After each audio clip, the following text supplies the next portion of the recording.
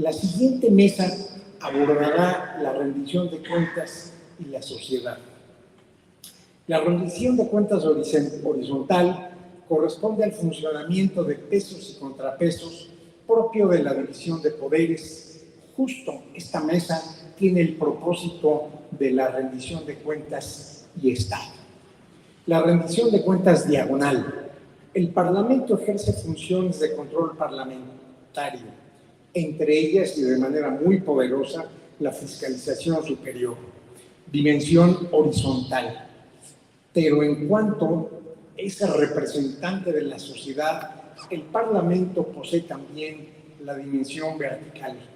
Las conferencias magistrales, como ya escuchamos una de ellas, asumen el propósito de la rendición de cuentas diagonal. Una segunda reflexión. La corrupción es esencialmente un abuso de poder en beneficio de intereses particulares. Y su combate al día de hoy en México es una política de Estado. Cosa de observar y admirar el primer eje del Plan Nacional de Desarrollo. Podemos ubicarla en tres etapas: como un acto bilateral, como una construcción social, como la captura del Estado, donde las decisiones de política pública o de gobernanza se subordinan a los intereses o redes de corrupción. En esta última etapa se advierte un riesgo para la seguridad nacional.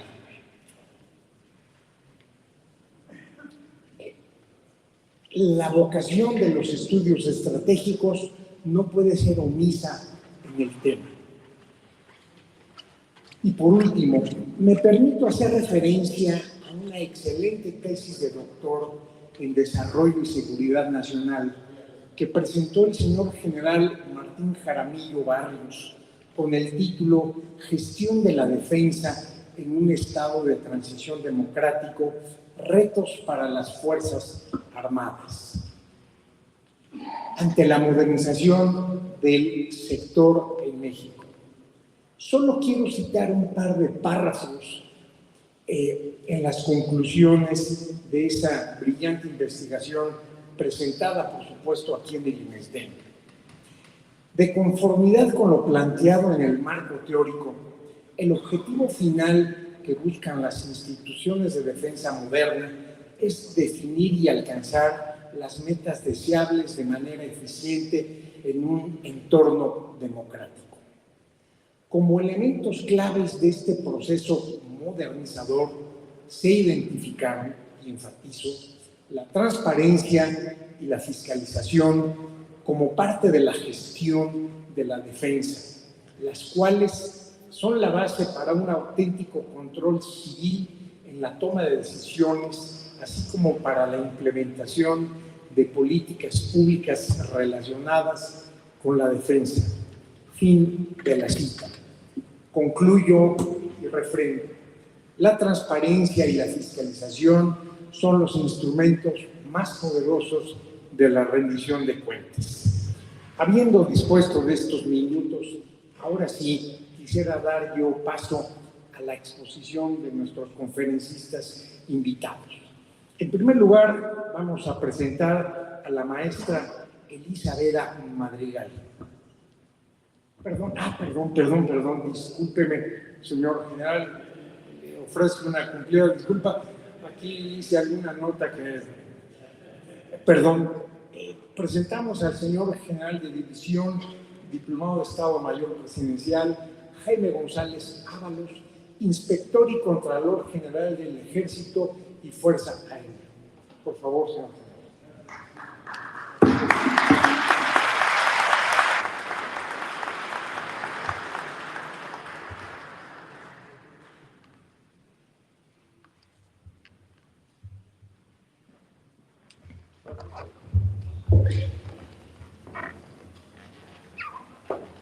Muy buenos días a todos ustedes.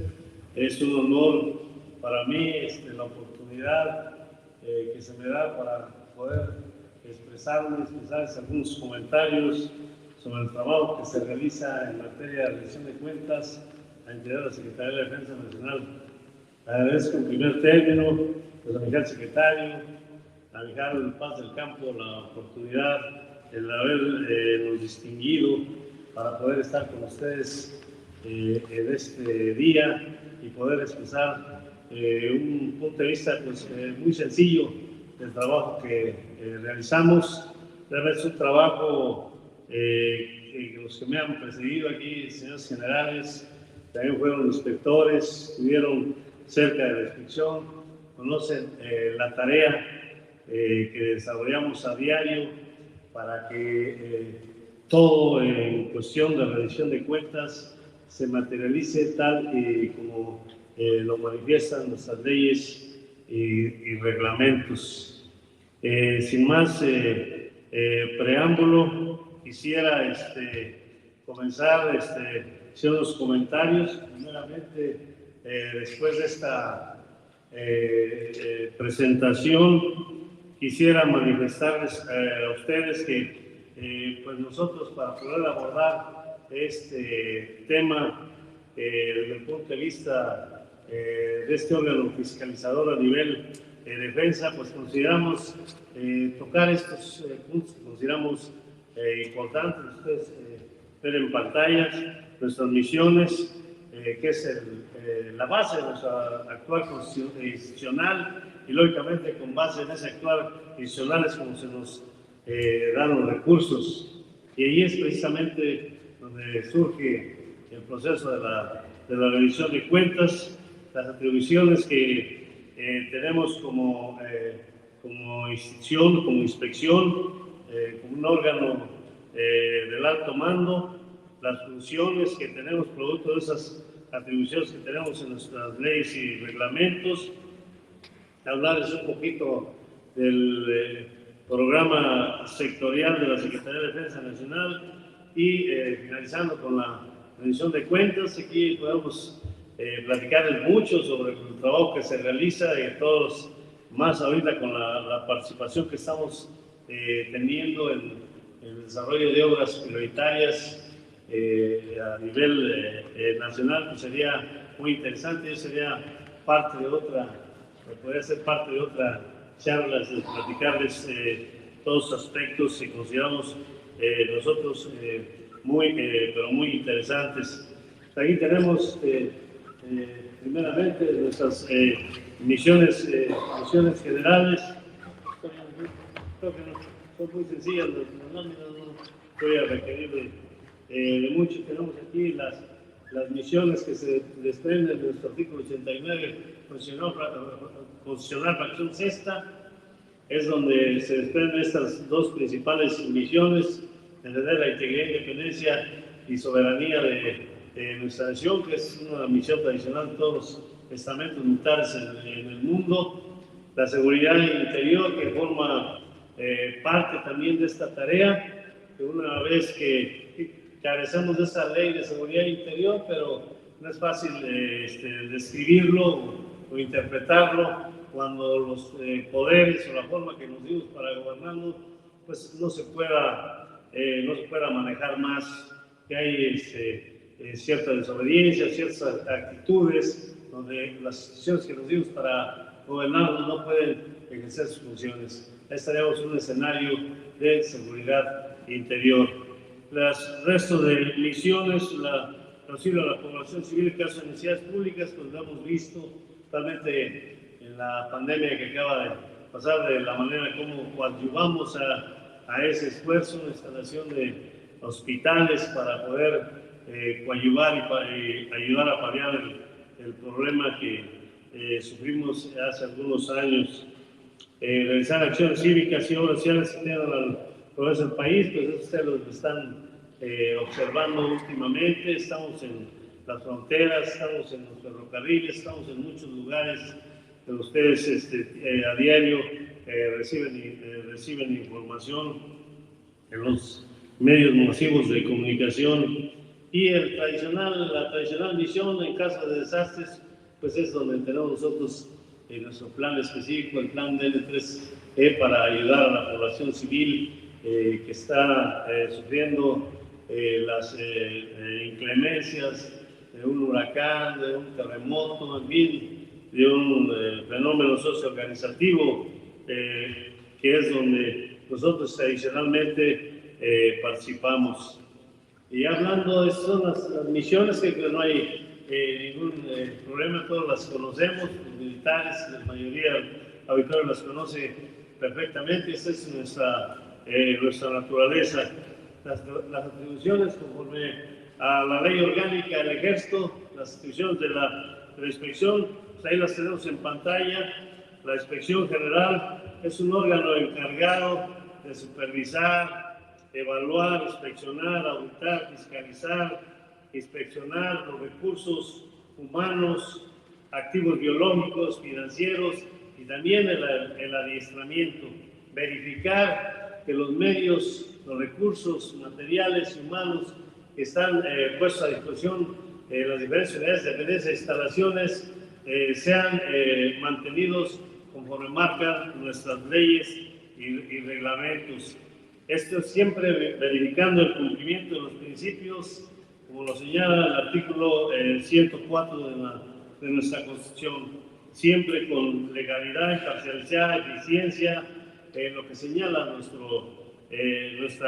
Constitución, que es muy importante, incluso para los procedimientos de adquisición. Siempre se debe privilegiar el beneficio que se debe obtener para el Estado, para nuestra institución, con objeto de que la rendición de cuentas precisamente se dé como lo marcan nuestros cánones. Pasamos a la siguiente, las funciones. El producto de estas atribuciones que tenemos en nuestras leyes y reglamentos, pues serán las funciones que tenemos como Inspección y Contraloría General del Ejército y Fuerza Aérea. La revista de Inspección General y la auditoría que ustedes observan ahí, pues normalmente implementamos, nosotros los militares las conocemos perfectamente, las famosas rigas, que son las que los instrumentos, nombramos comisiones inspectoras o auditoras, se trata de recursos al mando de un general y con el personal de acuerdo al órgano que vamos a inspeccionar. Se trata de recursos, pues vamos a mandar contadores públicos, en fin, se trata de construcciones, vamos a mandar personal de zapadores, acompañados de asesores técnicos como son los ingenieros constructores. En fin, esa es la forma como nosotros practicamos las rigas, la revista de Inspección General Inspección General y Auditoría. Tenemos las auditorías, que normalmente son practicadas por contadores públicos, auxiliares de contabilidad, que es personal que lo preparamos tanto internamente como externamente, instituciones públicas, para que el personal pueda realizar su trabajo lo mejor, de la mejor manera profesional que se pueda. Tenemos también, bueno, aquí es muy común y como institución que una vez que no se reúnen las condiciones de documentación, soporte, diferentes aspectos que se revisten en estos procedimientos de auditación, pues como lo marca nuestra Constitución, se debe dar un tiempo perentorio que lo marca la Constitución de 6 meses, buscamos para que se les vaya dando de 45 a 45 días para que se subsanen esas anomalías en materia de auditación de recursos. Esto es muy importante. También otra de las tareas que tenemos, las intervenciones y supervisiones de almacenes generales. En este rubro igual tenemos una comisión que se encarga de la aplicación de todos los almacenes generales. Tenemos almacenes de todos los servicios, principalmente los servicios técnicos, y que verificamos pues que estas instalaciones, validamos los procedimientos para que estén acordes a las necesidades y acordes a la doctrina, y se pueda cumplir con los compromisos, que en un momento dado no tengan materiales de más, evitar verificar medidas de seguridad para evitar hurtos, robos, sustracciones ilícitas, en fin, cuestiones al margen de nuestras leyes y reglamentos. Eso es muy importante también. Tenemos esa comisión, la COVAC. Tenemos también la responsabilidad de la certificación de altas. Aquí es pero muy importante esta participación. Hemos enfrentado algunos problemas en los escalones anteriores a la certificación, entonces todo un proceso. Al llegar a la oficina de central de reclutamiento y emitir las altas, pues tenemos que revisar todos los antecedentes de este personal para que el personal que causa alta de nuestras Fuerzas Armadas pues reúna todos los requisitos que revisten los contratos que firman o que firmamos todos antes de ingresar a nuestra institución. Y las intervenciones, pues que son los aspectos de lo que más estamos echando manos hoy en día en la inspección para la recepción de obras militares, recepción de armamentos, bienes, servicios, en fin, ustedes saben, como institución, todo lo que se tiene que adquirir para poder mantener la institución eficiente y pueda cumplir las misiones que inicialmente les comenté. Eso es de una manera muy genérica, grosso modo, las funciones que tenemos encomendadas en relación al programa sectorial de defensa nacional. Pues nosotros contribuimos, tenemos bajo nuestra responsabilidad 2 estrategias prioritarias. Ustedes ven en pantalla la 2 y la 2.3. La primera, erradicar la corrupción en la Secretaría para evitar prácticas inadecuadas en el ejercicio público. Esto es muy, pero muy importante. Nosotros aquí, para poder cumplir con esta estrategia, con la acción puntual que nos corresponde, es homologar el manejo y control, supervisión y auditoría de almacenes generales utilizando el sistema integral de administración. Eso es muy, pero muy importante.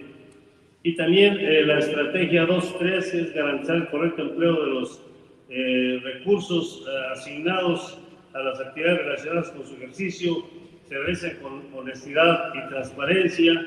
Aquí nosotros pues realizamos nuestra tarea fundamental, materializar las inspecciones y auditorías a los organismos del Ejército y Fuerza Aérea para verificar que los recursos que se nos asignan se manejen con honestidad y transparencia.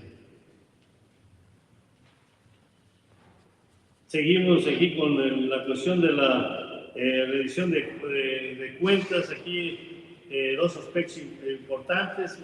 Ustedes saben que fue una de las políticas, sí lo mencionaba el doctor, el presidente de la República, desde el principio de su mandato, pues implementó el combate a la corrupción, la transparencia y la rendición de cuentas, lo cual pues implica un minucioso ejercicio de los recursos públicos. Y aquí es donde entran nuestros actos de fiscalización. Es una labor, consideramos nosotros, muy importante, porque contribuye de manera positiva a la confianza en nuestra sociedad. Ustedes saben, cada que se publican los porcentajes de aceptación por parte de la población, pues los tenemos muy elevados en comparación con otros organismos públicos. Y eso es muy importante, y eso es gracias precisamente a estos mecanismos que tenemos para desarrollar y verificar que esa confianza de la población se siga manifestando en todo momento. Contar con unas Fuerzas Armadas confiables y que en un momento dado son garantes de la seguridad, como lo marca la Constitución, pero también como lo marca nuestra doctrina en materia de seguridad nacional, para ayudar al desarrollo del país, ese binomio seguridad-desarrollo. Esto también ha permitido que los responsables de los ejercicios de los recursos públicos cumplan con sus obligaciones, respondiendo en todo momento a los resultados y recomendaciones que aportan las labores de fiscalización, contribución y rendición de cuentas. Pasamos a la siguiente, por favor, son tan amables. Aquí la rendición de cuentas, como les manifestaba, pues en todos lados tenemos una fiscalización interna y una fiscalización externa. Nosotros no estamos al margen, estamos en coordinación, no únicamente con la Autoridad Superior de la Federación, también con la Secretaría de la Función Pública, que es también otro capítulo que dejamos por el momento al margen para aprovechar este tiempo y platicar de la fiscalización interna como una herramienta preventiva y que es realizada por nuestra inspección, por la Inspección y Contraloría General del Ejército, quien realiza diferentes actos de fiscalización para fortalecer precisamente la rendición de cuentas, que es el tema que hoy nos ocupa. Considerando que esta fiscalización pues, es una actividad que requiere de personal auditor capacitado, y en este sentido hemos vertido iniciativas al secretario para que todos nuestros generales, ustedes anteriormente sabían que la inspección pues estaba lleno de generales que a lo mejor no alcanzaban en la orgánica y por ahí pues mandan a la inspección. Ahora es totalmente diferente, son los generales más distinguidos que han desarrollado trabajos de manera muy eficiente en las operaciones, en las áreas administrativas, y llegan a fortalecer este ejercicio de fiscalización que estamos encaminando. Esos generales normalmente salen de la inspección a asumir los mandos de zona militar, asumir de agregados militares, servir, a realizar funciones precisamente por la compensación que les brindamos. De la misma forma, tenemos coordinación con la Universidad Nacional Autónoma de México, con el Colegio de Contadores Públicos de México, para estar continuamente capacitando a nuestro personal en estas áreas de trabajo que son muy importantes para la rendición de cuentas. Pasa a la siguiente.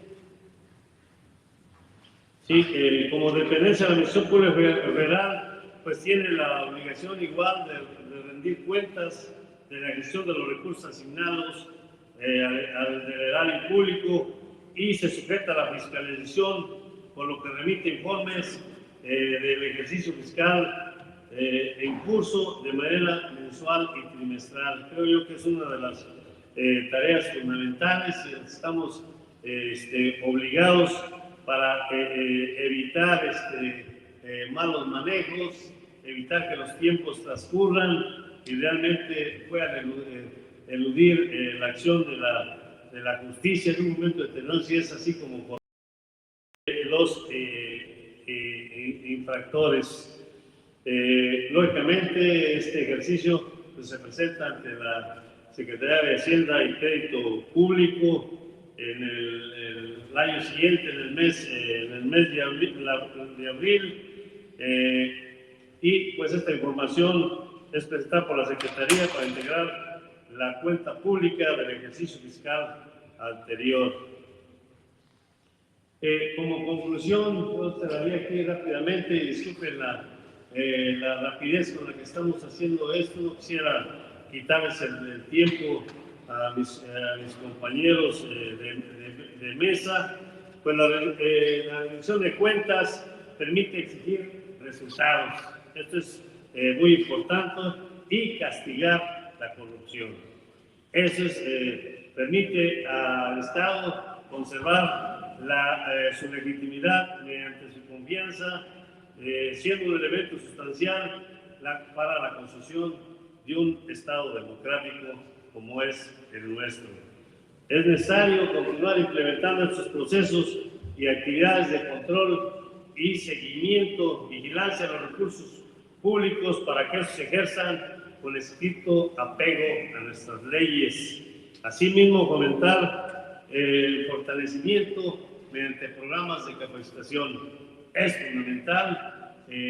Nosotros observamos los resultados hoy en día de la capacitación en todos los niveles, no por el hecho de que el contador público sea cabo o sea sargento, por ese hecho no le vamos a dar su capacitación. Al contrario, les damos prioridad precisamente a ellos para que estén a la altura de las expectativas, de lo que requerimos de ellos. Es fundamental tener esa empatía, porque como les comentaba, llegaba la inspección, llegó la inspección, o bien la amenaza que venga la inspección para que inmediatamente revise y ponga en jaque al comandante. Entonces no se trata de eso, se trata de un ejercicio profesional, y eso es precisamente gracias a la capacitación, a la preparación y con la gente que contamos hoy en día en la Inspección y Contraloría General del Ejército. Pues quedo a disposición aquí para cualquier pregunta después y si me excedí un poquito de tiempo, pues uno les pido una disculpa y muchas gracias.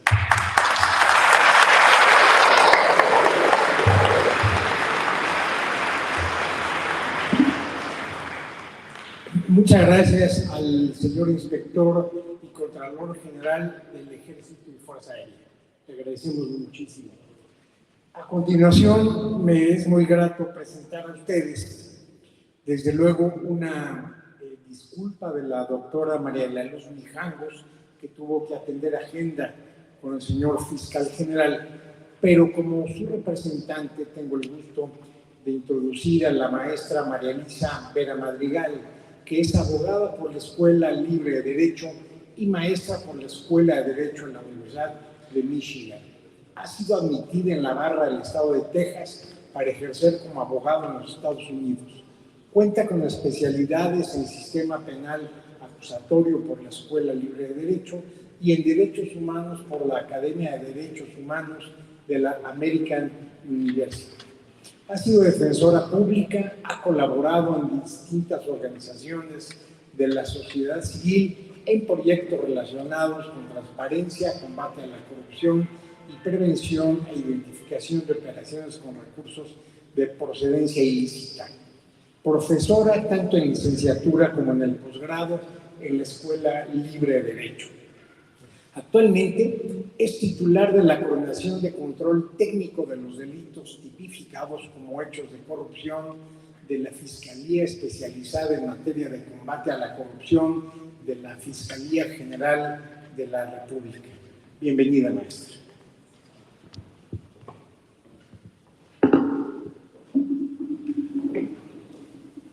Muchas gracias por la invitación. Para mí es un doble honor estar en este instituto, no solamente por lo histórico de esta locación, sino también porque tuve la fortuna de tener un padre egresado del Colegio Militar, que siempre fue muy orgulloso, perteneciente a la última antigüedad que inició sus estudios en este plantel, los últimos caballeros de Aeropopotla. Para mí, de verdad, que es un doble placer estar con ustedes el día de hoy y poder representar a la fiscal especializada en combate a la corrupción, María de Luz Mijangos Borja, para quien tengo el honor de trabajar. Como les comentaba, la Fiscalía en combate a la corrupción es un órgano que pertenece o que integra a la Fiscalía General de la República. Es una de las fiscalías especiales que integra esta institución autónoma, Pero no es la única, por supuesto, hay otras fiscalías especiales. La particularidad de la Fiscalía en Combate a la Corrupción es que el nombramiento de la doctora Mijangos, si bien fue propuesto por el doctor Gertz Manero, fue avalado por el Senado. Esa es una particularidad que tiene ella en su encargo, que no tienen los demás fiscales especiales que pertenecen a la Fiscalía General de la República. Voy a resumir mi plática, mi charla en 3 puntos. Primero vamos a hablar de qué es lo que investigamos, después de a quién investigamos y por último, cómo es que iniciamos nuestras investigaciones. Será una charla muy breve, como decía, en general tenemos 15 minutos. Por supuesto, es un tema que nos daría para muchísimo tiempo más, pero trataré de ser muy concreta con estos puntos. ¿Qué investigamos? Por supuesto, corrupción, que en términos políticos nos dice muchísimo, pero en términos jurídicos tiene un contenido acotado a el título 10º del Código Penal Federal, a los delitos que están en el título 10º, que van del 212 al 224. Solo lo que está ahí es corrupción y solo lo que está ahí es lo que le toca a esta fiscalía. Decía en la introducción el doctor que, por supuesto, no podemos perder de vista que el combate a la corrupción puede estar ligado con la delincuencia organizada. Es una realidad.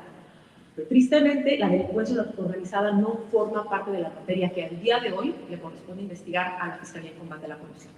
Para eso existe una fiscalía distinta, que es la Fiscalía Especializada en Delincuencia Organizada, y cuando encontramos delincuencia organizada dentro de alguna de nuestras investigaciones, por ejemplo, en una reforma que se materializó hace un par de años, tenemos la posibilidad de no fragmentar la investigación, ciertamente. Es entonces cuando tenemos que determinar si se queda toda la investigación en combate a la corrupción o, en virtud de la gravedad de los hechos, en todo caso, si el tema de delincuencia organizada fuera verdaderamente profundo, derivarla a delincuencia organizada. Ustedes lean este capítulo, este título 10º que yo les comento, y verán que es prácticamente idéntico al título 10º en su anterior texto. Antes se llamaba Delitos cometidos por servidores públicos.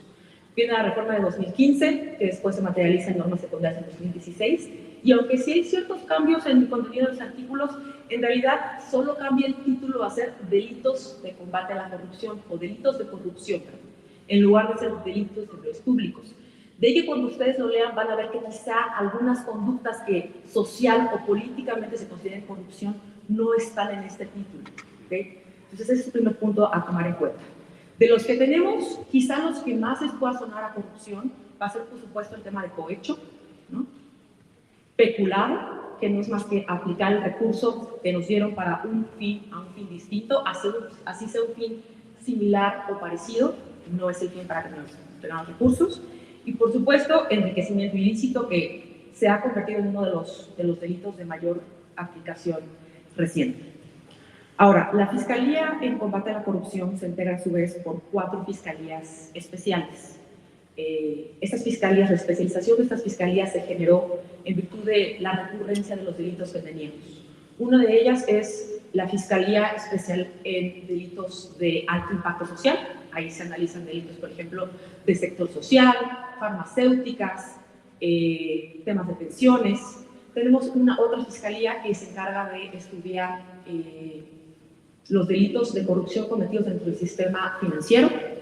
Otra más que se encarga de investigar los delitos de corrupción que se cometen en áreas estratégicas del Estado, entendiendo por áreas estratégicas todas las que están mencionadas en el artículo 28 de la Constitución.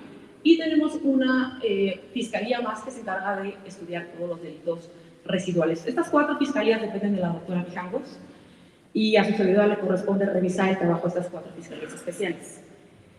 Ahora, hay un presupuesto para que nosotros podamos conocer de un hecho que pudiera clasificarse como un hecho de corrupción. Y este presupuesto está en el artículo 212 del título 10º del Código Penal Federal. El presupuesto es prácticamente que quien lo cometa sea servidor público. Pero ojalá ahí terminara nuestro presupuesto. Si le damos lectura al 212, nos vamos a dar cuenta que el término servidor público, como lo entendemos coloquialmente, no es igual a como el Código Penal Federal lo entiende. El Código Penal Federal ha ampliado el término servidor público a casi cualquier persona que aplique recursos públicos federales, cualquiera. De ahí que esto incluya incluso a particulares.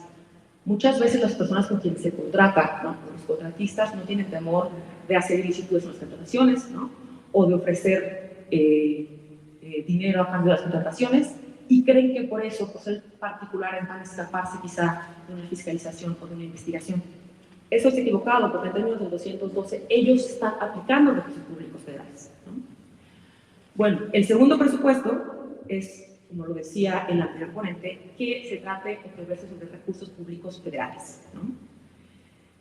Por supuesto, ustedes saben, se aplica el presupuesto de la federación, lo comentaba el anterior ponente, llega tanto a la federación como a los estados como a los municipios.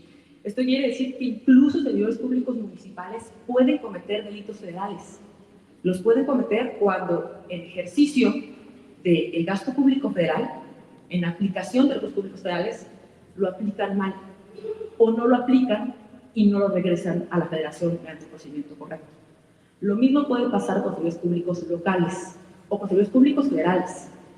Y cuando digo servidores públicos federales, también el 212 nos deja claro que esto no solamente incluye a quienes pertenecen a las secretarías de Estado, a la Administración Pública Federal centralizada, sino también a la descentralizada, a las empresas de participación estatal mayoritaria, asimiladas, y básicamente, les decía yo, a cualquier tipo de empresa en la que haya de alguna forma una participación del Estado, así sea a través simplemente de una participación económica.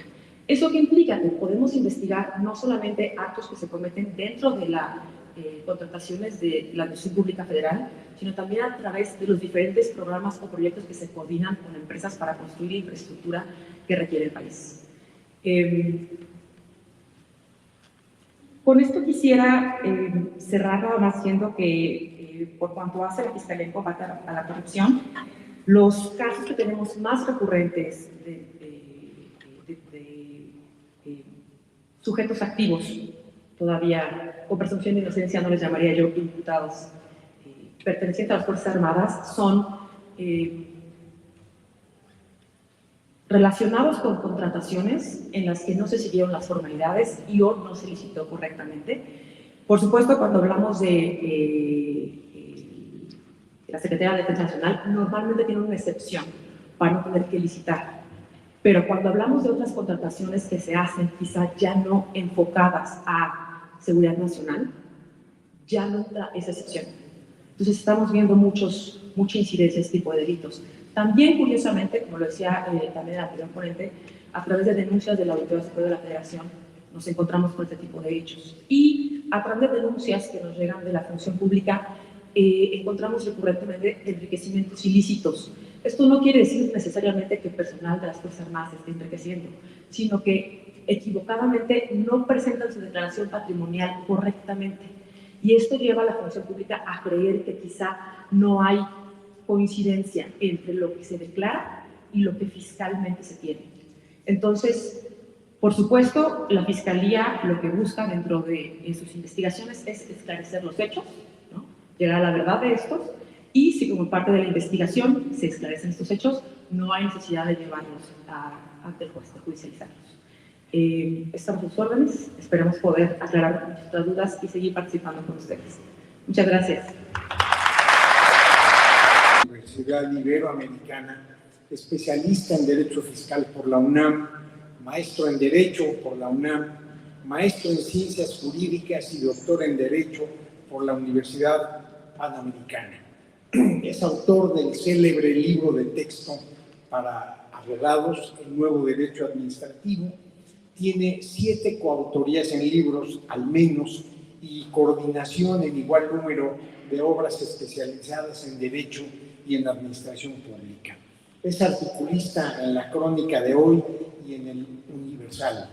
Se ha desempeñado como coordinador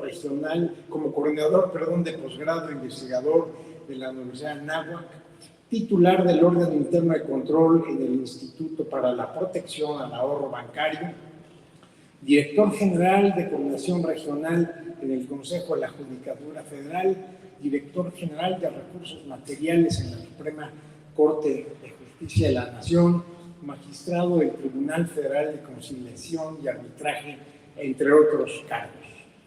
Actualmente es socio director de Consultoría Legal y coordinador académica del Centro Virtual de Estudios de la Gestión Pública.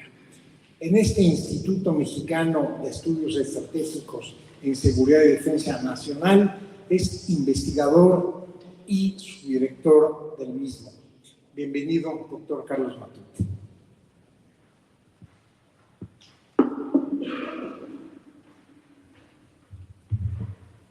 Muy amables, gracias. Antes de continuar, quiero agradecer evidentemente al señor general secretario por esta oportunidad de tener estos diálogos, al doctor y general también David Rivera, rector de la Universidad del Ejército y Fuerza Aérea, y por supuesto al doctor y general Paz del Campo, que por alguna cuestión que pasó en la mañana no está aquí con nosotros, pero está siguiendo desde su oficina estos diálogos. Antes de empezar, yo quisiera pedirles medio minuto para que se relajen. Ya son 2 horas estar aquí sentados. Relájense, por favor. Y más que una conferencia, yo quisiera plantearles 7 preguntas. La conferencia, en realidad, es una síntesis, un resumen de un capítulo de un libro que se presentó para su publicación en un libro que edita la Auditoría Superior de la Federación, que se llama 200 años de fiscalización en este país, de auditoría. Y esto es muy importante destacarlo, porque cuando se creó la auditoría en México en 1824, con la constitución de esa fecha, había un Estado totalmente diferente al Estado que vivimos actualmente. Y eso hay que subrayar. Y entonces, con ese subrayado, empiezo la primera pregunta. ¿Cuál es la relación de la rendición de cuentas con la seguridad nacional?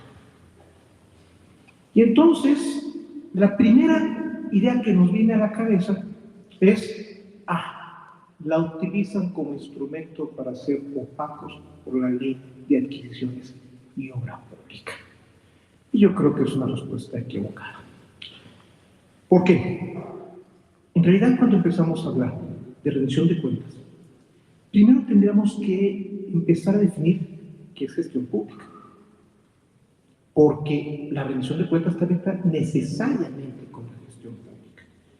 Y entonces, si consideramos que el Estado, el modelo de dominación en el mundo, cambia su eje del gobierno como centro a la persona como centro, empezamos a ver entonces que las atribuciones de gestión pública, que son 4, no los voy a aburrir con esas, en realidad empiezan a tener 4 finalidades. ¿Y cuáles son las 4 finalidades? Bienestar social, desarrollo económico y, ojo, seguridad humana, que es una evolución de la seguridad nacional. O sea, sí es importante el Estado, porque sin el Estado no hay mínimo orden, pero ojo, hay que evolucionarlo hacia la seguridad humana. Y esto parte de un principio fundamental. El interés público no se define unilateralmente por una mayoría coyuntural electoral. Se define institucionalmente. Y cuando me refiero institucionalmente, deben participar evidentemente la mayoría, las minorías y, ojo, las instituciones. Y las instituciones estatales y no estatales, con autonomía y capacidad de unidad de acción. Y una de ellas es el Ejército, las Fuerzas Armadas. Son instituciones, no son solamente aparatos del Estado, son instituciones. Luego, aquí, segundo elemento con la rendición de cuentas. La rendición de cuentas, en principio, no hay que perderlo de vista. Tiene como finalidad la unidad de acción. Es decir, ¿quién es el primero al que se le rinde cuentas? Al jefe, a la institución. Y esto es lo que permite que una organización tenga unidad de acción y decisión y se pueda conducir eficiente y eficazmente. Ojo, pero esto no es suficiente. ¿Por qué? Porque vivimos en un estado donde debemos de hablar de una gestión pública ampliada y un sector público ampliado. Por lo tanto, y esto es muy importante, la seguridad nacional como elemento central de la seguridad humana tiene que rendir cuentas. Segunda pregunta. ¿Hay responsabilidad en el sector público empleado? ¿Solamente tiene que rendir cuentas la administración pública o todos aquellos que contribuyen directa e indirectamente al bienestar colectivo, al desarrollo económico y a la seguridad humana? Y la respuesta es todos. Y la pregunta es, ¿cómo le vamos a hacer? Esa es la gran pregunta. ¿Cómo hacemos que aquel concesionario que se encarga de un servicio público también rinda cuentas? Que Slim, que maneja Telmex, también rinda cuentas de cómo está llevando a cabo ese servicio público, no a la supervisora, una rendición de cuentas amplia, es decir, a la sociedad. Y entonces tenemos que empezar a distinguir entre entes públicos estatales y no estatales, y empezar a hacer una serie de distinciones en derecho administrativo de servidores públicos y servidores públicos equiparados. Y finalmente es entender que entre función pública, que es la que nos corresponde a los que estamos en el Estado, también hay una responsabilidad de los gestores de lo público. Y ojo, también reconocer, subrayo, no estamos en el Estado hace 30, 40 años, que el gobierno, no el Estado, el gobierno es insuficiente para atender todas las demandas y ojo, no necesariamente sea el más eficiente para atender cuestiones de índole económico. Y necesitamos crear una red de apoyos de particulares, quito la palabra privados, de particulares que gestionen lo público, porque cuando gestionan lo público dejan de ser privados. Y eso hay que meterse en la cabeza a todos los concesionarios y todos los que operan contratos públicos. No son privados, son particulares auxiliares de la administración pública y por lo tanto sujetos a una rendición de cuentas. Y eso hay que insistir. Y entonces esto implica que hay que empezar a redefinir lo que entendemos por administración pública. ¿Para qué? Para generar mejor rendición de cuentas. Tercera pregunta. ¿A quién se rinde cuentas? Bueno, primero, al jefe. Hombre. Segundo, a los que no forman parte de nuestra institución. Y tercero, a la sociedad. Cambiémoslo a la sociedad, a los que no forman parte de nuestra institución y a nuestra institución. Y tienen distintos fines. La rendición de cuentas interna e institucional es para darle unidad de mando. La rendición de cuentas interinstitucional, donde participa la EFF, la transparencia, los órganos autónomos constitucionales, es para darle juego a las autonomías y generar buen gobierno. Para que nos quede claro que las mayorías no son las únicas que definen el interés general, son mayorías, minorías e instituciones. Y entonces aquí empezamos a distinguir entre gobernanza y gobierno. Y entonces tenemos que rendir cuentas respecto a la estrategia, los resultados, los indicadores. Y luego tenemos que empezar a ver la dimensión jurídica, que es la que nos platicó muy bien el inspector del ejército, que es la jurídica, y hay que empezar a hablar de la política administrativa, que es la que nos platicó muy bien Eber Betanzos, el titular de la unidad técnica de la ASF. Son dos tipos de rendición de cuentas que hay que tomar en cuenta. Una se refiere a las obligaciones que se tienen y otras se refiere al compromiso que se tiene en la ciudadanía. ¿A quién se rinde cuentas? De alguna manera lo adelanté, ¿no? ¿Sí? ¿La siguiente pregunta? No. La siguiente pregunta es, ¿todos los gestores de lo público deben rendir cuentas? ¿Sí, no? Todos. Sin importar lo que hagan. Sin importar que en sus manos esté la seguridad interior del Estado, tienen que rendir cuentas. Sin importar que se digan privados o que digan, esto es mi hotel, no se metan, tienen que rendir cuentas porque prestan un servicio público. La cuestión es cómo rinden cuentas y hay que diseñar la rendición de cuentas ad hoc a la institución. No se vale medir a todos con el mismo rasero, porque hay ciertas actividades de las instituciones que por unidad de acción y por seguridad de la propia sociedad hay que mantener reservadas, y así la ley lo establece. Y ojo, también los datos confidenciales. Cuando SLIM o cualquier concesionario no rinde cuentas, en ese momento sí se convierte en privado. Me voy a poner un ejemplo. Cuando el señor que está en la vía pública cobrándonos una monedita para que lo deje estacionar, en ese momento se convierte en privado porque no está rindiendo cuentas de lo que está obteniendo en una calle. Ojo, todo lo público que se explota y no rinde cuentas, en ese momento lo convertimos en privado.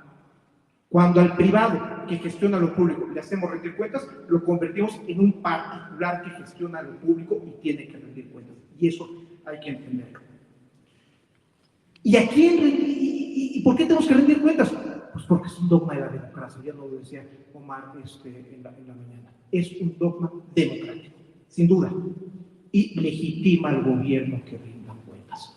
Gobierno que no rinde cuentas, tarde o temprano se deslegitima. Todos los aquí presentes tenemos muy claro lo que pasó en este país hace 40, 50 años, donde se deslegitimó todo el régimen. ¿Por qué? Porque no rindieron cuentas. Entonces, ojo, no hay que perder de vista, y esto no hay que perderlo de vista, que la rendición de cuentas da unidad de mando. Y en esto, vamos a la siguiente pregunta. ¿Cómo se rinden cuentas? ¿No? Pues la primera, la electoral, lo que estamos viviendo. La segunda, la institucional, unidad de acción interna. Y la tercera, ojo, la interinstitucionalidad. Y esto también lo señala muy bien el inspector.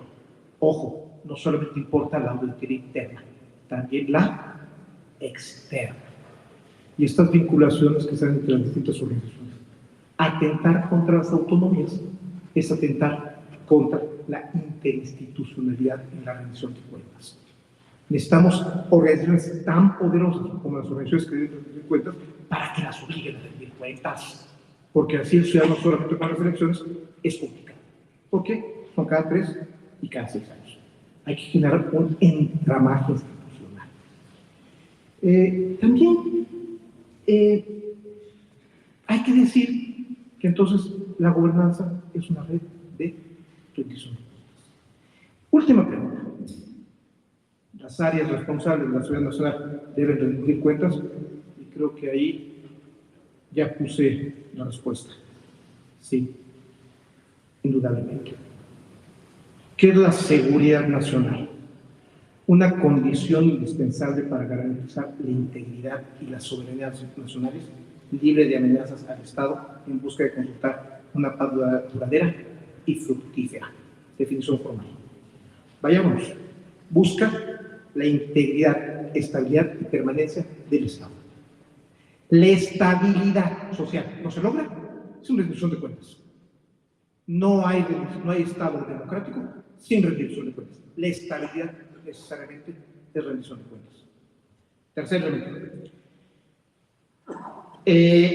Los aspectos de la soberanía, de la seguridad nacional, son protección, preservación de la soberanía, orden constitucional y democracia. Esos son los aspectos de la seguridad nacional. Orden constitucional y democracia no se logra sin rendición de cuentas.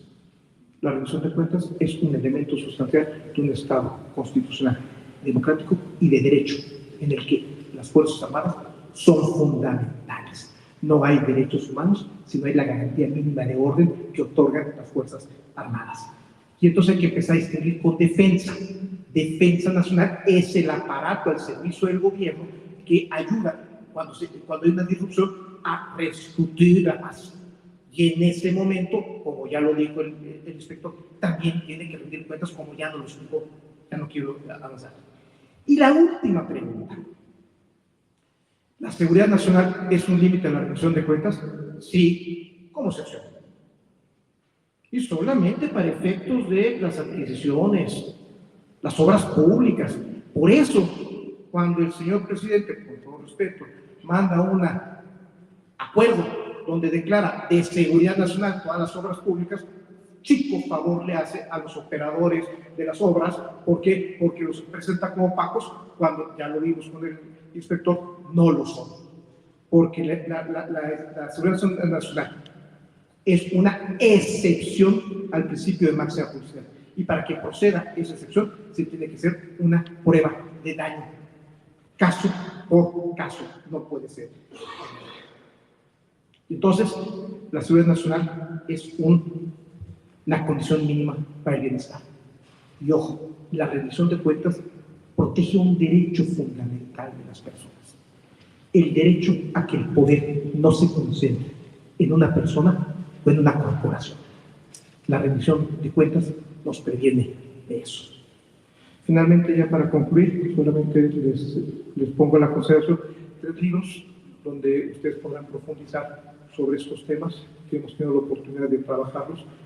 Algunos de los aquí presentes han sido coautores del tema, Alejandro Romero Gudiño, algunos investigadores del instituto, que evidentemente ahí pueden profundizar sobre el tema.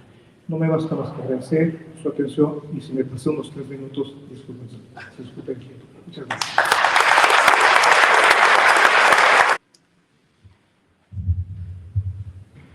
Hola, buenas tardes. Muchas gracias por la invitación. Agradezco infinitamente al Instituto Mexicano de Estudios Estratégicos en Seguridad y Defensa Nacional, a su director, a los generales que están hoy con nosotros y sobre todo al doctor Carlos Matute por esta invitación. Yo quería abordar mi participación en 3 aspectos, pero bueno, creo que uno ya lo superamos y lo voy a decir de forma más rápida, que era la definición y los elementos de la rendición de cuentas, los compromisos internacionales que tenemos como país en cuestiones de corrupción y por último, la forma y los mecanismos de rendición de cuentas en la Suprema Corte de Justicia de la Nación. Dentro de los componentes de la rendición de cuentas en un Estado democrático se pueden establecer varios elementos como es la transparencia, la voluntad política, el marco jurídico institucional, la cultura cívica, que son los valores y creencias que estimulan a la ciudadanía, la solidaridad cívica, la vigilancia sobre la honestidad y la transparencia en el ejercicio de los asuntos de interés público. Y podemos encontrar 3 tipos de rendición de cuentas: la política, la legal y la administrativa. La política, con los mecanismos ciudadanos para velar por el cumplimiento de las ofertas electorales, el buen gobierno y la gobernabilidad. La legal, los mecanismos de control de legalidad y justicia. Y la administrativa, que son los mecanismos para el control y la evaluación de la eficacia y el trato decente de la función pública. En el derecho internacional tenemos la Convención de las Naciones Unidas contra la Corrupción y también la Convención Interamericana contra la Corrupción. Y ya en el tema que nos confiere por la Suprema Corte de Justicia de la Nación, creo que hay varios niveles. Uno es el nivel interinstitucional, que son los procedimientos de responsabilidad administrativa. Recordemos que hace unos años hubo una reforma en la cual se crea el Sistema Nacional Anticorrupción, que va a regular todo el sistema, pero es muy claro en el artículo 9, donde hace un régimen de excepción hacia la Suprema Corte de Justicia de la Nación y hacia los tribunales de justicia. Es bien importante señalar que las responsabilidades administrativas en cuanto al desarrollo de nuestros deberes como servidores públicos tiene una connotación muy importante y que es, yo creo que muy puntual establecer que jueces y magistrados en el sistema del Poder Judicial no pueden ser materia de una responsabilidad por su criterio jurídico. Muchas veces vemos en las conferencias o en los periódicos que dicen, es que este juez está actuando mal, este magistrado está actuando mal, están dejando salir a los delincuentes, están propiciando que los delincuentes no tengan una sanción. Pero que es muy importante establecer, es criterio jurisdiccional. Y ahí no se pueden meter ni los órganos de vigilancia. En el caso del Consejo de la Judicatura, como es la Comisión de Disciplina o la Comisión de Vigilancia, a menos que su actuar sea en contra de una jurisprudencia, sea por notoria ineptitud, sea una mala fe o una deshonestidad. Y eso es muy, muy difícil de probar. ¿Y por qué actúa de esa manera el mecanismo de control? Porque los abogados, las partes que integran un juicio, tienen recursos jurisdiccionales para poder atacar esas resoluciones. La vía no es la queja administrativa. Hay 2 o 3 jurisprudencias que traigo. Uno es queja administrativa, no es un recurso por virtud del cual se estudie, analiza y resuelva sobre la legalidad de una resolución. Del contenido de la queja solo deben tomarse en consideración los hechos que aluden a la comisión de una pretendida falta en el despacho de los negocios a cargo de un funcionario judicial. De ahí que, por regla general, no es procedente analizar los fundamentos de una resolución, ni menos pronunciarse al respecto, pues ello equivaldría a tratar la queja como si fuera un recurso, lo cual carece de fundamento legal. Y la siguiente, queja administrativa versa sobre irregularidades atribuidas a funcionarios del Poder Judicial Federal y no sobre criterios jurídicos.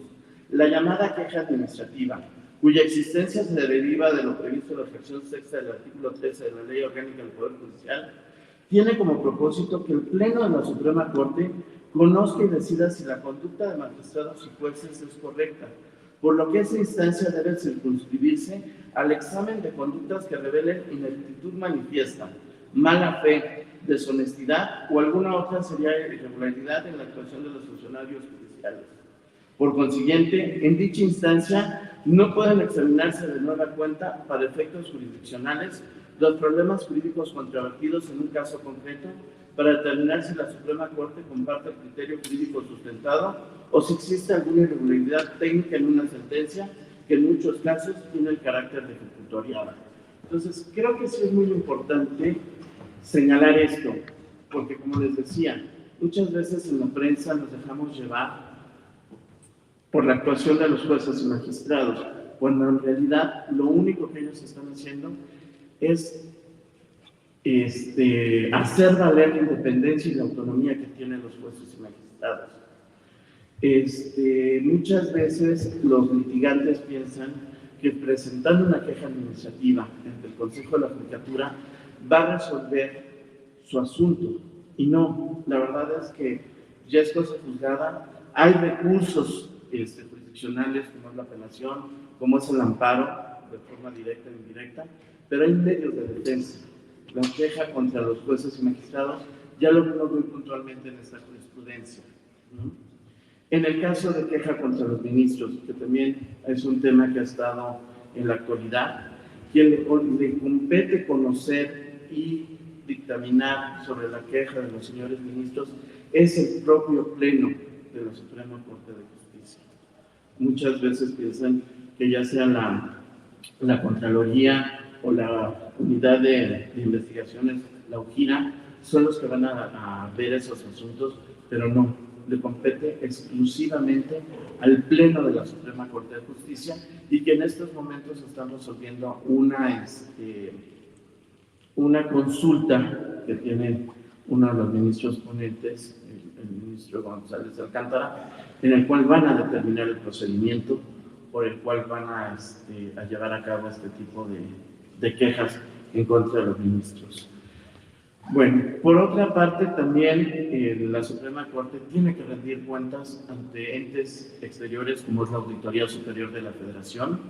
Nosotros, pues cada año nos tienen dentro de su programa anual de auditorías, nos tienen contemplados tanto al Consejo de la Judicatura, al Tribunal Electoral y al y a la propia Suprema Corte de Justicia. Es bien importante también establecer que han dicho que no hay fiscalización o no hay una auditoría de desempeño por parte de la Suprema Corte. Pero también es muy importante señalar cómo vamos a medir el desempeño de la Suprema Corte en cuanto a la cuestión jurisdiccional. Por ejemplo, cuando fue la reforma al YETU, llegaron más de 120,000 amparos, de los cuales tocó conocer a la Suprema Corte. Entonces, si no hay una reforma, por ejemplo, en el Código Fiscal, pues obviamente no va a haber esa cantidad de amparos o no van a llegar ese tipo de asuntos a la Suprema Corte. Sí podemos evaluar el desempeño en cuanto a las resoluciones, en cuanto al gasto administrativo, en cuanto a al gasto de recursos que están asignados.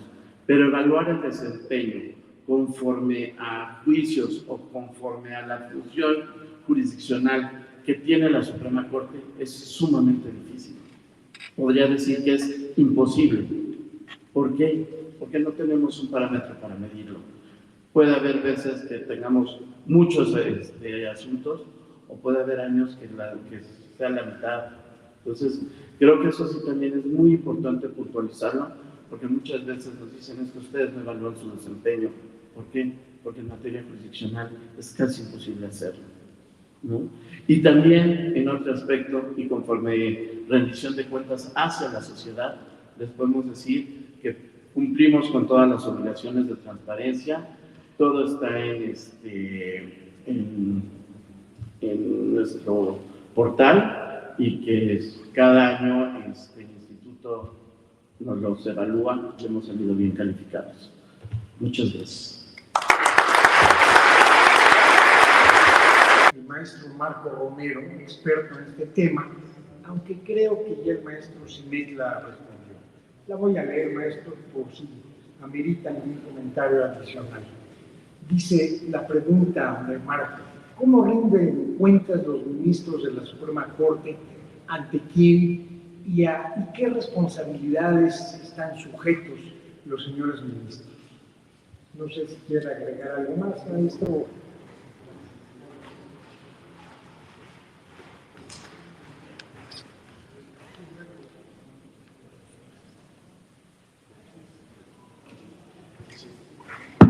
Bueno,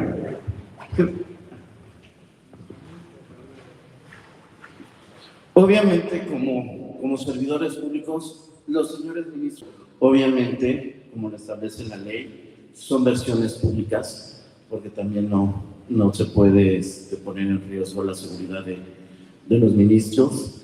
Los ministros también pueden o deben rendir cuentas, como les decía, ante el Pleno, si existe alguna queja, o bien a través del juicio político.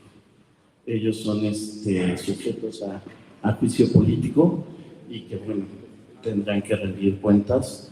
Y finalmente, pues creo que en su actuación como ministros, como les decía, su criterio jurisdiccional, las sesiones del Pleno son públicas, se transmiten a través del canal judicial, y creo que ahí más que nada nos podemos dar cuenta de la capacidad y del intelecto que tienen los señores ministros.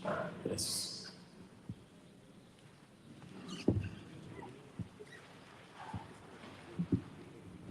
Gracias, maestro Simek. ¿Alguna otra pregunta que quieran formular?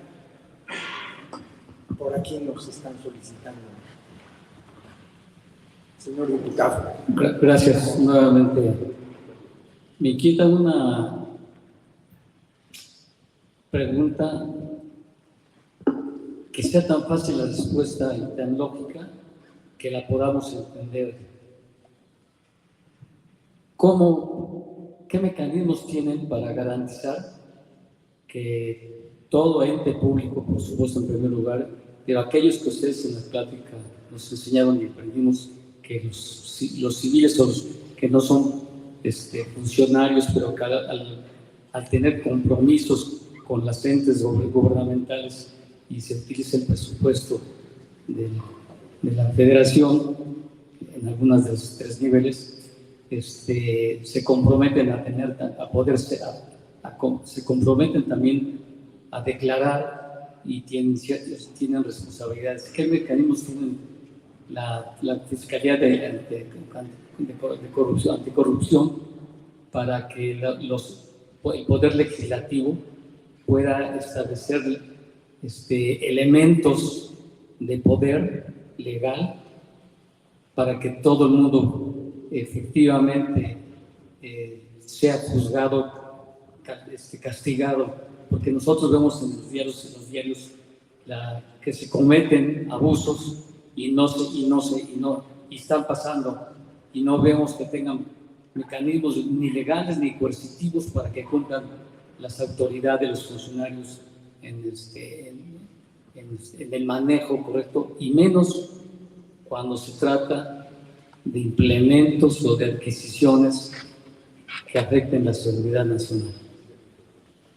Maestra Marelis. Es la pregunta, no me queda claro a qué mecanismo se refiere. Si se refiere como mecanismos previos a que haya una condena. Ok. Bueno, en el caso de la Fiscalía, pues el mecanismo es la denuncia. Por supuesto, si cualquiera que tenga conocimiento de un hecho que pudiera considerarse delito, el principal mecanismo es denunciarlo, porque si no se denuncia no puede ser investigado.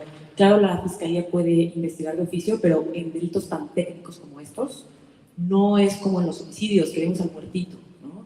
O en delitos de armas de fuego, donde es evidente que está sucediendo. Aquí es un tema de investigación de oficina.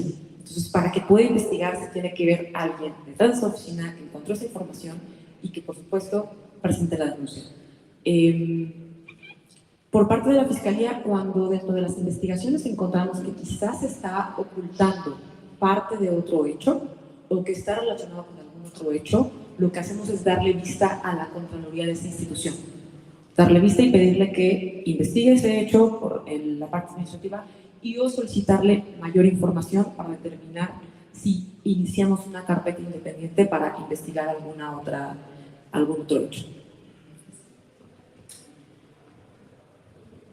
Rápidamente, creo que es muy importante identificar teóricamente los distintos tipos de rendición de cuentas. Me explico. La rendición de cuentas amplia, la que tiene que ver con la ciudadanía, se ha ido modificando, se ha ido perfeccionando a partir de distintos instrumentos. Sí, las elecciones son esenciales, pero por ejemplo está la revocación de mandato. Entonces, hay varios elementos en los que podemos ir mejorando la rendición de cuentas frente a la ciudadanía. La interinstitucional se ha ido también mejorando, se ha ido haciendo más fuerte. Y la institucional no se diga. La reforma de 2015 creó órganos internos de control con distintos mecanismos. Sin agobiar a los presentes, lo más importante es que nosotros como estudiosos del fenómeno público, o como practicantes del fenómeno público, o como factores de decisión del fenómeno público, tengamos la capacidad de distinguir los tipos de rendición de cuentas y los apliquemos con exactitud. Esa es la idea de estos diálogos. Y la otra, que partamos más que de lugares comunes, de preguntas. Porque parece ser que la opinión pública está llena de lugares comunes y no de preguntas a resolver nuestros problemas efectivos. Todo el mundo da soluciones comunes, pero no se hacen las preguntas importantes.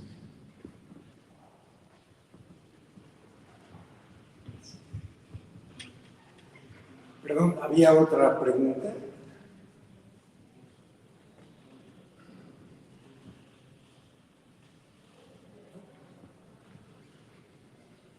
La pregunta, por favor. Sí. Maestra Elisa Vera, ¿nos hace el favor de decirnos que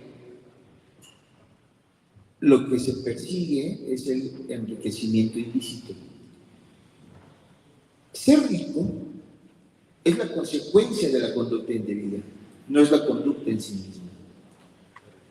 Si lo que hace la Fiscalía General de la República es perseguir el enriquecimiento ilícito, seguramente lo que está siendo punible es la inexplicabilidad de la riqueza, porque si no se entendiera así, tendría atribuciones para cuestionar cualquier riqueza.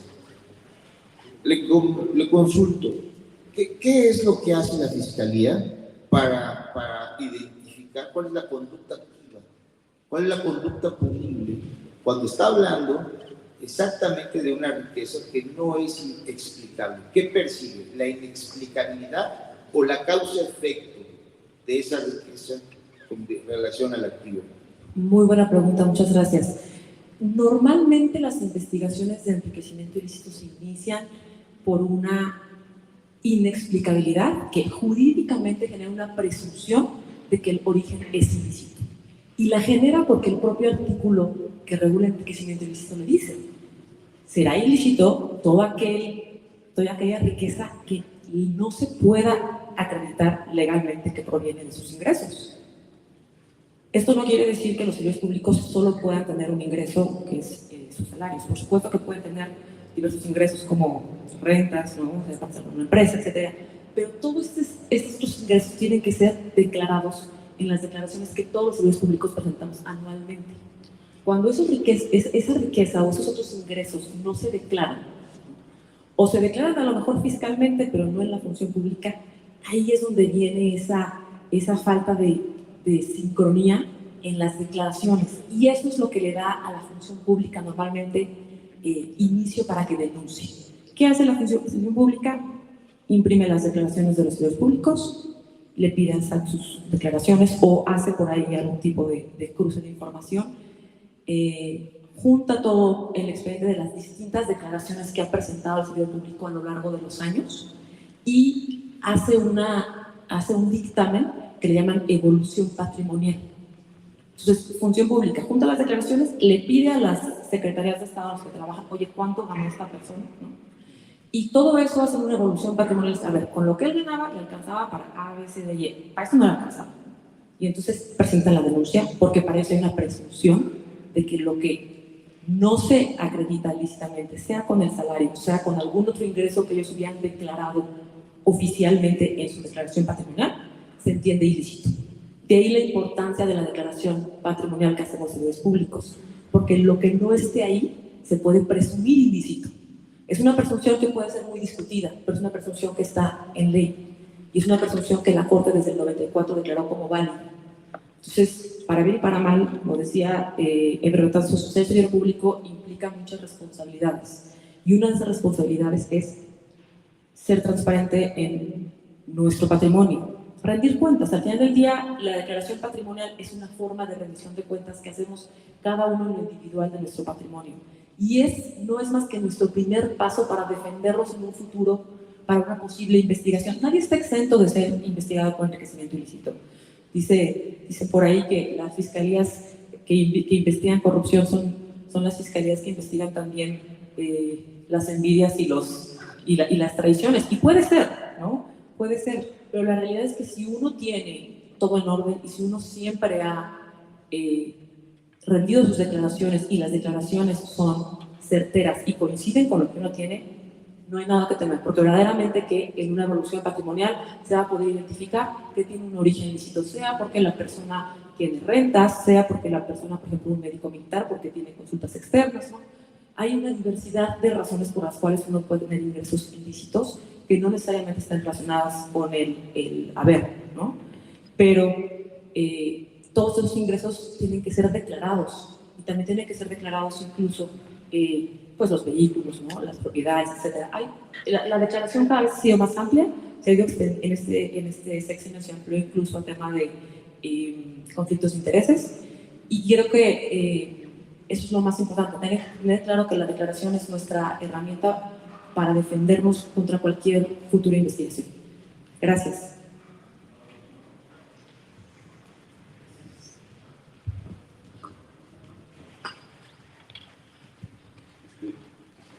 Efectivamente, muy interesante. El ciudadano está en el centro de la investigación y esperemos que él actúe conforme a los principios de honestidad, honradez. Pero, ¿qué pasa con el crimen organizado? porque lo hemos visto en forma muy impactante, que lleven a cabo acciones tales, no solamente de sus dineros, sino de sus empresas y todo lo que ha fortalecido al crimen organizado, y que no se ve que haya acciones contundentes sobre, como decían por ahí, hay que seguir el dinero. Esa es la pregunta. Muchas gracias, muy amable.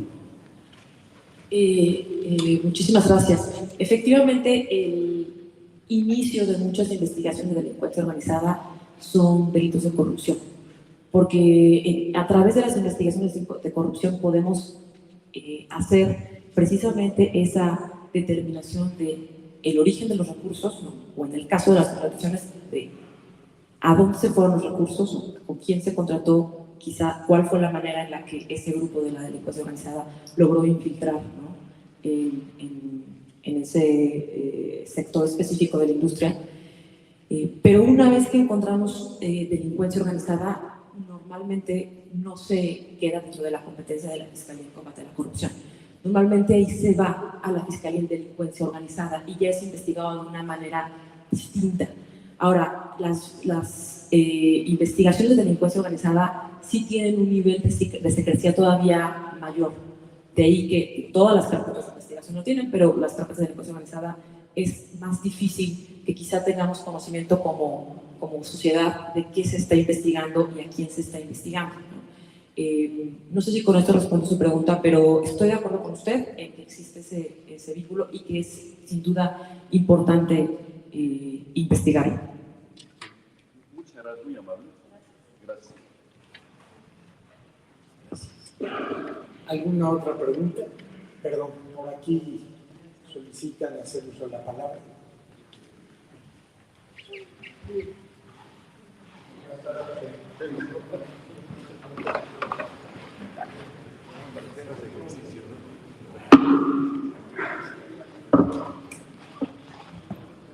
En esta mañana he escuchado la palabra corrupción varias veces y mi duda es que encontramos para rendición de cuentas en la Cámara de Diputados, en las Fuerzas Armadas a través de las inspecciones, he escuchado varias fiscalías para rendición de cuentas, pero cuando me voy al índice de corrupción que tiene México, sacamos 31 de calificación. Entonces, ¿están mal, mi pregunta, están mal los organismos actualmente de rendición de cuentas? ¿O por qué es esa calificación tan baja si atacamos a la corrupción? Es una. Y la otra, cuando habla de organismos internacionales, habló uno de las Naciones Unidas, habló uno interamericano. ¿Actualmente hay alguna petición de estos organismos para dar seguimiento o algún funcionario nuestro rinda cuentas? ¿Hay alguna petición? Gracias.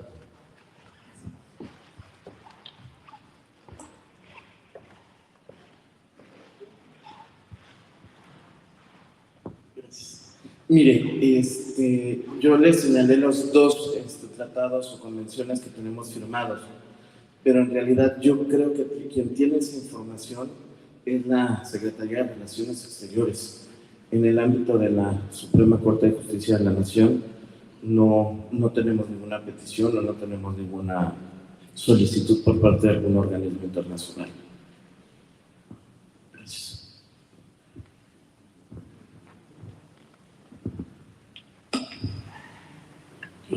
Y respecto a lo del índice, es importante mencionar que la medición que hace el índice no necesariamente refleja de manera más idónea las medidas que se están tomando en este momento para combatir la corrupción. Es un índice que al final del día evalúa percepción, evalúa lo que la gente ve, lo que la gente percibe. No necesariamente va de la mano con el avance que se esté llevando de manera institucional. A mí me parece que, al margen de todo, el avance que vive México es sustancial desde que se gestó el sistema de combate a la corrupción. Por supuesto que no vamos a estar al nivel quizá de Estados Unidos, si ustedes toman en cuenta que ellos tienen una ley que investiga corrupción dentro de su país y fuera del país, que data de 1930. Estamos 100 años en retroceso. Por supuesto que no vamos a estar al nivel de, no solamente de avance en investigaciones, sino también al nivel de publicidad de este tipo de investigaciones y de juicios que ellos tienen. Incluso si vemos en legislación comparada las investigaciones que tan sonadas que tienen Estados Unidos transnacionales, primero son investigaciones que les toman más de 10 años. Aquí nuestra legislación no nos permite, en combate a la corrupción, tardarnos tanto tiempo. Segundo, son investigaciones que llegaron a su sanción después de casi 100 años de que un sistema se consolidó. Cuando la Fiscalía en Combate a la Corrupción inició en marzo de 2019, que es cuando nombraron al fiscal, le autorizaron 2 plazas, la de ella y la de su secretario particular. Eso era todo lo que teníamos, esa era nuestra Fiscalía en Combate a la Corrupción. Imagínense.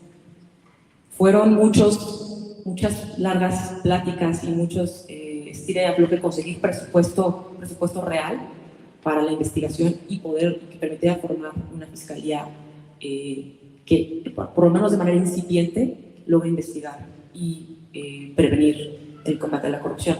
Por supuesto que nos fue un largo camino, pero yo no me quedaría con la idea de que el índice necesariamente es una referencia absoluta del avance que haya habido en combate a la corrupción. Gracias.